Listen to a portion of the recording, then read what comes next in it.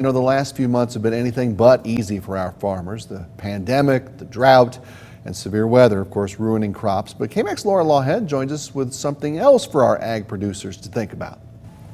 Brian, according to Commissioner Miller, 5,000 acres of Texas soil were licensed for hemp this year. Hemp is seen as an alternative to cotton, which, as you know, is king here in West Texas. And this year, the drought has really taken its toll on our crops.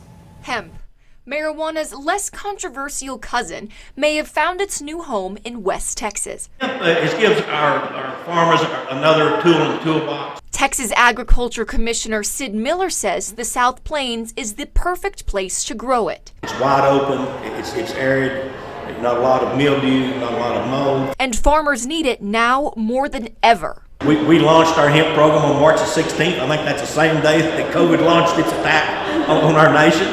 First, the pandemic struck.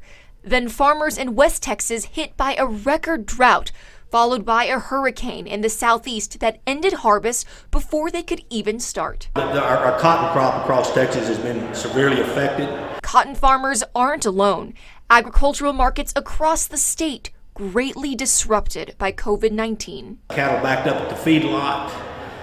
Farmers receiving the lowest price ever for beef, while consumers were paying the highest price ever for beef. We had dairymen pouring out milk. We had chickens. We had pork that had to be euthanized because we couldn't process them. We had farmers that had to plow out their cabbage because the barbecue restaurants wasn't selling any coleslaw. I mean, the list just goes on and on and on. Miller says while farmers are finally beginning to bounce back, they're staying vigilant. It's safe to say that next season, they need a hemp harvest worth the hype. The problem with this, it made winners and losers, you know, and way too many losers. Commissioner Miller also said he hopes that agricultural markets in the state will be back to normal by the fall. And if you're interested in a producer license for growing hemp, go to the Texas Department of Agriculture website at texasagriculture.gov.